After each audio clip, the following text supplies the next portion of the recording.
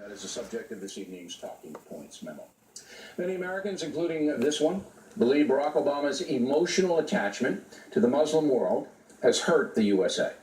There's no question the Obama administration's greatest failure is allowing the Islamic terror group ISIS to run wild, murdering thousands of innocent people all over the world, including many Muslims. Mr. Obama has never acknowledged that mistake, nor does he define the ISIS threat accurately. That group is killing innocent people in order to impose a radical version of Islam on the world. The jihad is solely based on theology, perverted as it may be. President Obama, as we all know, will not even use the words Islamic terrorism. Again today, when telling the nation that America will maintain 8,000 troops in Afghanistan, the president did not accurately describe the situation there, putting forth that it was more about politics than Islamic terror. That is why the United States will continue to strongly support an Afghan-led reconciliation process, and why we call on all countries in the region to end safe havens for militants and terrorists. But they are not just militants and terrorists. They are Islamic-driven killers who protected al-Qaeda before the 9/11 attack. Yet the President of the United States does not define the terror issue clearly. Here's why. Barack Obama's father, who abandoned his family, was a Muslim who eventually turned atheist. Then his mother married another Muslim, moving young Barry to Indonesia, where he was exposed to the Islamic world, even though he did attend a Catholic school in first grade.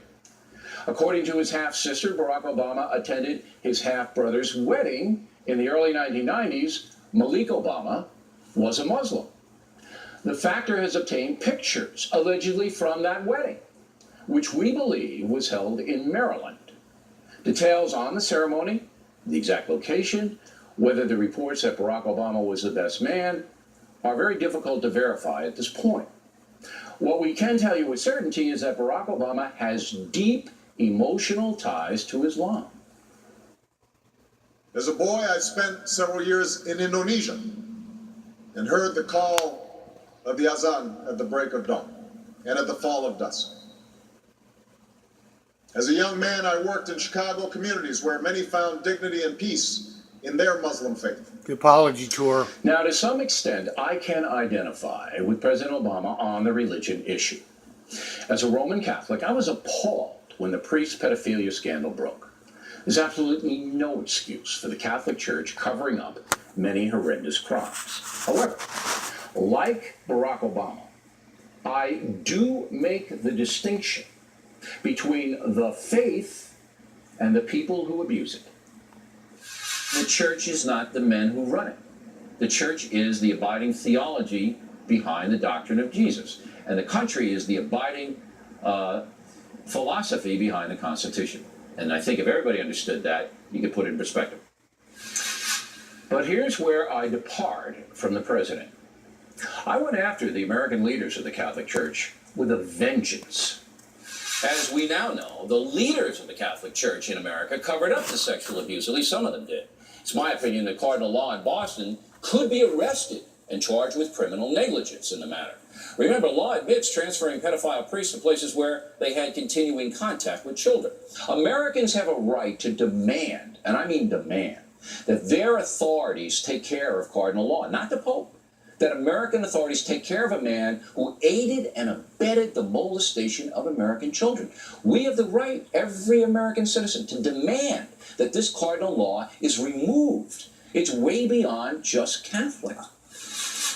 Law was eventually booted out of Boston, but then given a cushy job in Rome, another embarrassment for the Catholic Church. Barack Obama should do what I did. Aggressively call out those who abuse the Muslim faith, who commit atrocities under a religious banner.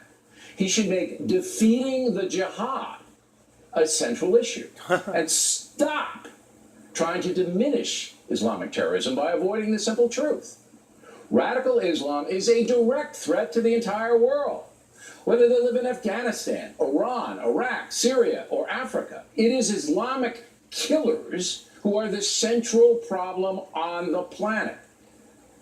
President Obama should acknowledge that today You and can't. begin to correct his mistakes. You can't do that. And that's the memo. Not if you're When we come right dedicated. back, reaction.